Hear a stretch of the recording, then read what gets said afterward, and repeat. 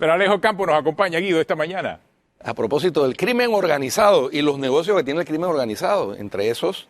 El contrabando ilegal de cigarrillos. Uno que insospechadamente nadie pensaría, todo el mundo habla de las drogas, del fentanilo, la cocaína, el tráfico de migrantes, etcétera. Resulta ser que el contrabando de cigarrillos es uno de los grandes negocios del crimen organizado. Bienvenido, Alejo. ¿Qué tal? Así es, Guido. Acá en Panamá representa cerca del 92% del mercado. De los cigarrillos que se venden, el 92% es ilegal.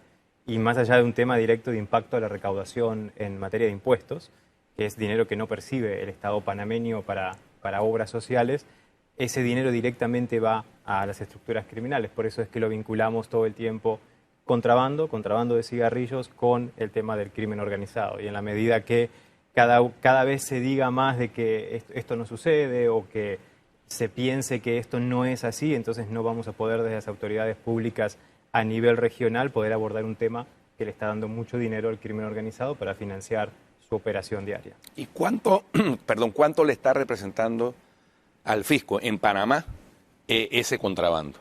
Mira, el año pasado se perdieron, en el 22, ya estamos desfasados con el nuevo año, se perdieron más de 165 millones de dólares en recaudación de impuestos. Esto es obviamente impuestos percibidos en el caso que ese mismo producto se pudiera haber vendido de manera legal. Entonces, es esa cantidad de dinero y eso en aquel momento el contrabando representaba un 78-79%. Hoy en día, que está representando un 92%, las pérdidas pueden ser mucho más. Y más importante de la pérdida en sí, Guido, es, repito, que es un dinero que va directamente a las estructuras criminales y lo que hace es fortalecer a estas estructuras criminales que están vinculadas además a los temas de narcotráfico, a los temas de armas, a los temas de pandillerismo, a los temas de trata de personas, explotación de personas a nivel nacional, al tema también de las rutas migrantes. Está todo esto vinculado de alguna forma y esto es lo que la ciudadanía, digamos, tiene que entender no solo en Panamá, sino en toda la región, que seguimos hablando de narcotraficantes, que seguimos hablando de tratantes de personas, que seguimos hablando de contrabandistas todo por separado, cuando ya hoy en día están todos trabajando juntos en una suerte de corporación criminal, transnacional, convergencia criminal y obviamente con los actores de la corrupción que hacen que esto sea posible. Y hay políticos metidos en el tema del crimen organizado. Ahí hay denuncias de que hay narcopolítica, denuncias que han hecho incluso ministros de seguridad desde hace muchos años. Casualmente el hoy candidato José Raúl Mulino, cuando era ministro de seguridad en el 2010, denunció que había infiltración del crimen organizado en la política. Entonces, no sé, el Estado y la sociedad tienen que sacudirse porque esto puede convertirse en una situación, no digo que estemos a puertas de estar como Haití, pero esa es la ruta que estamos siguiendo. Sí, hay que entender también que hay como una especie, en Latinoamérica en general, hay una especie de Estado paralelo silencioso que tiene que ver con todas estas redes que están infiltradas, y no solo a nivel público, sino también a nivel privado. En los índices de corrupción de América Latina ha aparecido el sector privado, o sea, las empresas, muchos empresarios, como que forman parte de esta red como facilitadores de los procesos de corrupción para el sector público, como para poder mover estas mercaderías. Porque imaginamos que un producto como el cigarrillo pasa por algunos sectores públicos y pasa por sectores privados. Entonces uno necesita el trabajo en equipo de ambos sectores como para poder mover con la mayor tranquilidad posible esta mercadería, con el menor riesgo posible. Como siempre decimos, a menor riesgo en materia criminal hay mayor utilidad, hay mayor ganancia, mayor beneficio. No es lo mismo que te agarren en el auto cargado con cigarrillos de contrabando a que te agarren en el auto con un paquetito pequeño de cocaína. El riesgo en la persecución criminal es mucho mayor que te agarran con cocaína, porque además todos persiguen cocaína, pero nadie está persiguiendo este ilícito. Entonces, este ilícito tiene un menor riesgo y por lo tanto tiene mayores utilidades. Y en cierto modo hay cierta protección por los marcos normativos que se tienen en nuestros países, primero porque tenemos leyes que son muy viejas, a veces de 10, 15 años, y tratamos con esas leyes de contrarrestar los efectos de un crimen organizado que está sumamente profesionalizado y mucho más después del COVID. Y por otro lado, porque a veces se votan leyes específicas que parece que en realidad, en vez de detener el problema y en vez de darle herramientas concretas a las autoridades para combatir el delito, parece que está facilitando el mercado ilegal. Las autoridades de tiempo en tiempo, casi que con una frecuencia realmente preocupante, pero a la vez tratan de mostrar que están haciendo su trabajo, informan de la captura de grandes alijos de sustancias ilícitas, cocaína, marihuana, etcétera, ¿no? ¿Qué pasa con el contrabando de cigarrillos? Porque no es tan usual, si bien hay en ocasiones, pero no es tan usual que se dé información sobre que se detuvo un gran contrabando de cigarrillos que estaba entrando al país, o que estaba de paso, porque Panamá al fin de cuentas es un país de paso por nuestra posición geográfica, y el contrabando de cigarrillos es global también, igual que el de cualquier otra sustancia al margen de la ley. Mira, es correcto lo que decís. Panamá en estos casos actúa como un puente, ¿no? Siempre decimos la condición de hub logístico de Panamá hace que Panamá sea un puente muy atractivo para esas estructuras de crimen organizado que mueven diferentes tipos de productos ilegales, entre ellos en materia de contrabando el cigarrillo, pero también hay licores, también hay medicinas. Entonces, no hay que dejar de reconocer el trabajo que las autoridades han realizado y siguen realizando en materia de incautaciones. A veces son mayores, a veces son menores. Hay como una especie de eventualidad o temporadas en los cuales las incautaciones son mayores. Nosotros en Crime Stopper hemos creado ya en los últimos 3 años un mapa de calor en donde vamos posicionando en el mapa del país todas las incautaciones que las diferentes autoridades panameñas realizan, también en Colombia, también en Costa Rica, y eso te da más o menos una idea de por dónde va la ruta esta del contrabando siguiendo las mayores incautaciones. Y ahí te queda muy claro que hay una ruta que entra por Colón, por los puertos de Colón, en coordinación también con los temas de zona libre, como en cualquier zona libre a nivel latinoamericano es muy usado para el trasiego de estos productos, y luego ese producto se va directamente hacia Costa Rica por Paso Canoas, y ahí vas viendo las incautaciones en los diferentes puntos, digamos, o checkpoint que tienen las autoridades en Panamá, donde se realizan estas incautaciones. Entonces, ese mapa de calor permite ver un poco la movilidad y la logística del contrabando de cigarrillos, y que además, si nosotros superponemos esos mapas con los mapas que tienen que ver con el narcotráfico, con el microtráfico, con pandillerismo, te coincide que estas rutas además son rutas en las cuales también tenés microtráfico, también tenés presencia de pandillas, y son rutas donde hay otras incidencias criminales. Alejo, casualmente estaba pensando en eso mismo, que el que realiza o el que planifica todas estas rutas ilegales del tráfico de cigarrillos, me imagino que también planifica todas las rutas ilegales para otro tipo de productos, ¿no? O sea, una cosa está vinculada de la otra. Totalmente. Hoy en día no podemos, como decía, pensar en forma independiente. Hoy tenemos que pensar en un concepto que se llama convergencia criminal, que es en donde todos estos actores criminales, que cada uno tenía un producto particular del cual hacía dinero, que llámese cocaína, cigarrillos, personas, lavado de dinero, etcétera, hoy en día están trabajando juntos. Entonces, hoy en día lo que más importa en materia criminal es controlar la ruta, no tanto el producto que uno tiene como estructura criminal, porque los productos van y vienen y tienen que ver con un tema de demanda y oferta y demanda criminal en los diferentes mercados. Entonces, el producto puede cambiar, lo que no puede cambiar es la ruta hay que asegurarla, y entonces quien tiene control sobre una ruta es el que tiene el mayor control y mayor poder y el que va a ganar más dinero. Una pregunta, ¿a esta venta ilegal se suma que los vaporizadores sean ilegales? Correcto. Eso es algo que nos preocupa mucho en Panamá y en otros países donde también se están votando estas leyes. La ley 315 en Panamá, que es una ley que prohibió totalmente la comercialización de los productos electrónicos de cigarrillo en general, que le llaman así, lo que ha hecho es crear un mercado ilegal. Yo siempre digo, esto es como el Al Capone en Estados Unidos, ¿no? La ley seca de Estados Unidos, allá por el 20, lo que creó fue a un Al Capone y creó un imperio enorme de la delincuencia organizada, que era Al Capone, con la destilación, el contrabando y la adulteración de licores en aquel momento. ¿Eso por qué? Porque se prohibió la comercialización. Cuando uno le prohíbe totalmente a la población consumir un producto en particular, la población lo va a ir a buscar por otro lugar. Y ese otro lugar se llama mercado ilegal. ¿Y quién está atrás del mercado ilegal? El crimen organizado, en vinculación con todo el sector, además de corrupción, que hoy en día tenemos que ya dejar de pensar en corrupción y hablar de cleptocracia, porque la corrupción en realidad es un acto de corrupción de una o de dos personas que son corruptas. Pero ya la corrupción, cuando se transforma en algo sistémico, que ya no importa la persona que esté de turno, entonces ya tenemos que hablar de cleptocracia. Y eso es cleptocracia en conjunto con la convergencia criminal, han generado este tipo de alianzas estratégicas que tienen atrás un portafolio de productos criminales y con una ruta que otra agrupación controla. Yo coincido contigo con el tema de la cleptocracia, obviamente.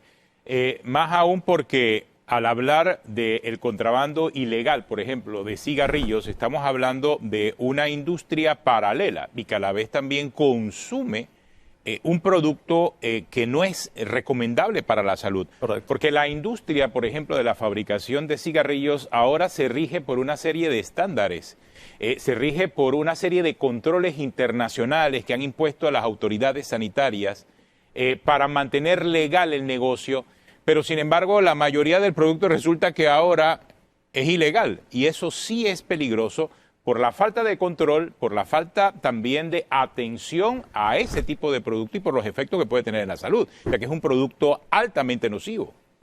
No se fabrica con los estándares que sí realiza la industria legal.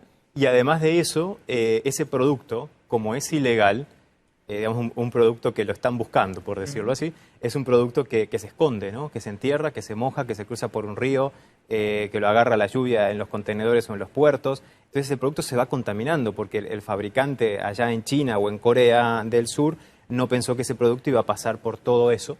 Entonces el producto no tiene, digamos, un empaque hermético que prohíbe la contaminación de este producto. Entonces el producto cuando ya llega al consumidor final, que compró ese cigarrillo de contrabando por $1 o por $2, entonces llega con contaminación adentro, o sea, con patógenos. Bueno, has agregado otro elemento a la demanda, que es el precio, obviamente. Claro. Es un producto mucho más barato que el legal y que el autorizado por las autoridades sanitarias de los diferentes países, ¿no? Sí, se encontraba... La diferencia de precio es abismal. En el COVID, justamente porque en el COVID, ¿qué pasó? Se empezó a acumular mucho producto, no solo ilegal, sino legal, pero hablando del ilegal, se empezó a acumular ese producto y entonces se tenía que vender y hasta se encontraba una cajetilla de cigarrillos, el Alzheimer, por ejemplo, que es una de las marcas más contrabandeadas en Panamá, por menos de $1, en lugares como en Colón, como en Alto de los Lagos, por ejemplo, que lo habíamos visto ahí muy claramente.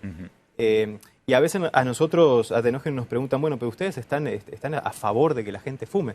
No se trata de eso, no estamos a favor ni dejamos de reconocer el riesgo, como vos decías, que tiene a la salud pública el tema del cigarrillo.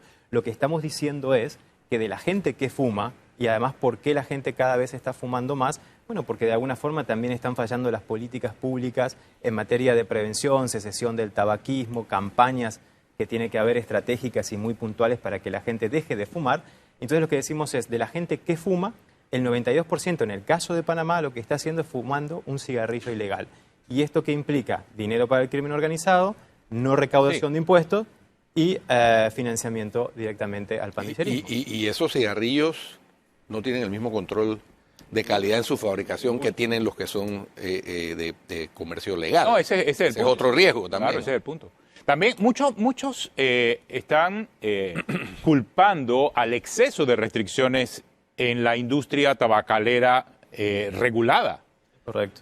Muchas veces el aumento de estas restricciones sanitarias traen como consecuencia un mercado negro como el que estamos ahora. Es lo mismo que pasa con el licor. Igualito, o sea, son decisiones adultas. Es lo mismo, a mayor medidas restrictivas, claro, entonces obviamente facilitas el mercado ilegal.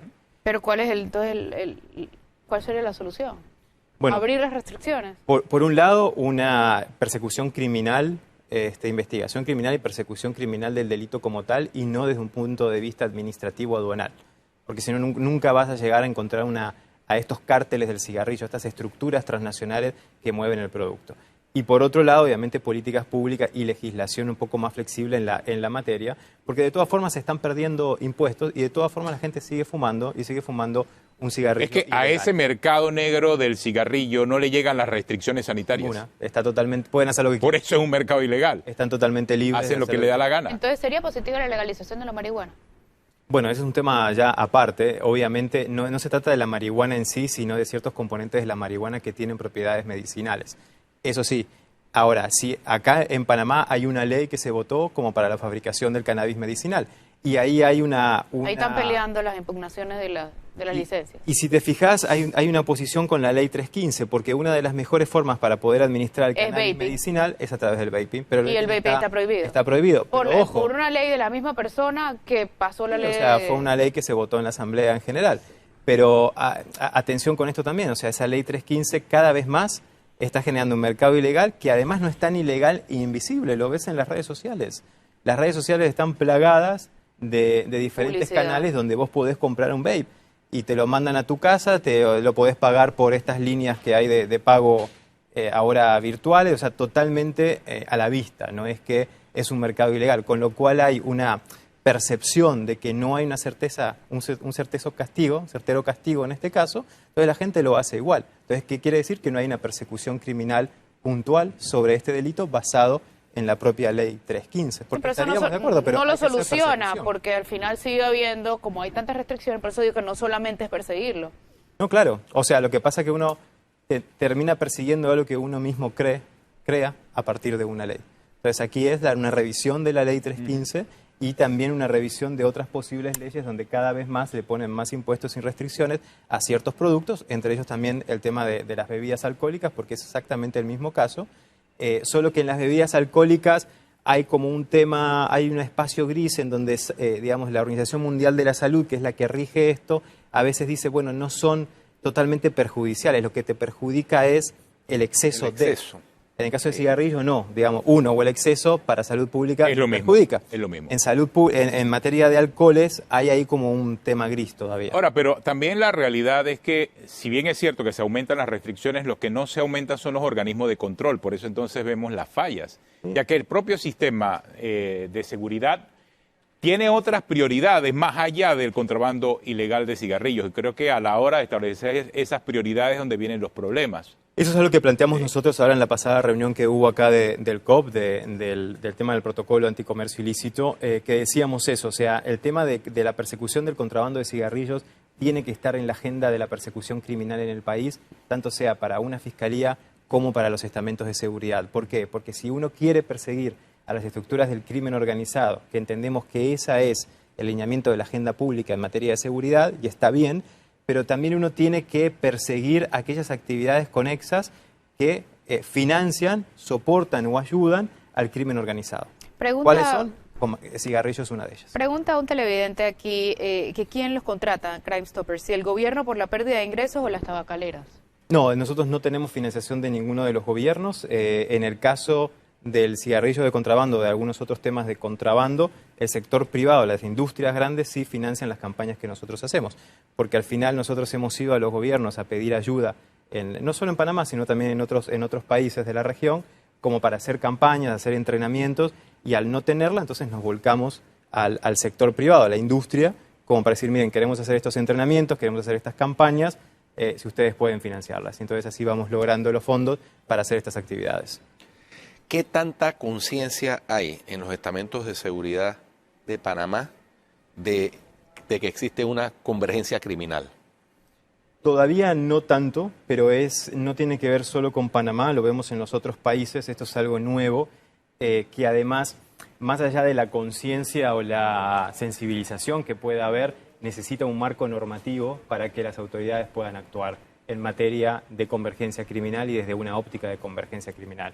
Eso es algo que hemos estado insistiendo en algunos congresos en Latinoamérica, en algunas asambleas, de decir, bueno, es hora de agarrar mucha legislación que hay, de alguna forma ponerla toda junta con una visión de convergencia criminal y dotar a las fuerzas públicas encargadas de la persecución criminal de poder avanzar no solo en materia de que solo vean contrabando, de que solo vean narcotráfico, de que solo vean pandillerismo, sino que cuando tienen una investigación de este tipo que lo vean desde una visión más 360. Entonces, cada vez es más porque creo que ellos lo ven en el territorio, lo ven en los operativos, que cuando van a hacer un operativo de narcotráfico no solo se encuentran con un tema de narcotráfico, sino que hay otros delitos que están en ese operativo dando vuelta, pero se van por este delito solo y no incluyen a los otros. El tema, traer aquí a colación en Panamá, el tema de extinción de dominio nuevamente, ¿no?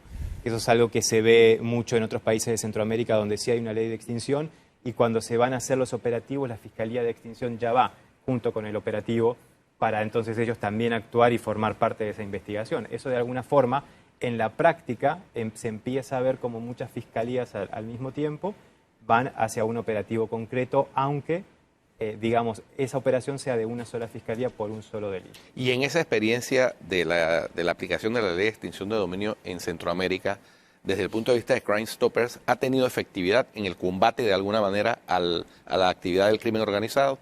Totalmente lo ha tenido. En el caso de Honduras se han desarticulado, digamos, estructuras de narcotráfico muy grandes a partir de desarticular, digamos, su red económica financiera alrededor y poder llegar al centro de la estructura. En el caso de El Salvador también, con todo lo que estamos viendo con los operativos de las antipandillas, y en el caso de Guatemala ha sido clave, no solo para, digamos, contrarrestar e investigar y debilitar a estas estructuras criminales, sino también para dotar a los estados de algunas bienes o herramientas o dineros que son del propio crimen organizado y que se necesitan para el combate y de alguna forma también para resarcir el daño a la sociedad que este crimen organizado le provoca, porque digo, se han abierto escuelas, se han abierto hospitales y algunos servicios sociales a partir de estos fondos o a partir de estos bienes. Bueno, muchas gracias, Alejo, por acompañarnos Gracias. aquí en Cuarto Poder. Alejo Campos, hemos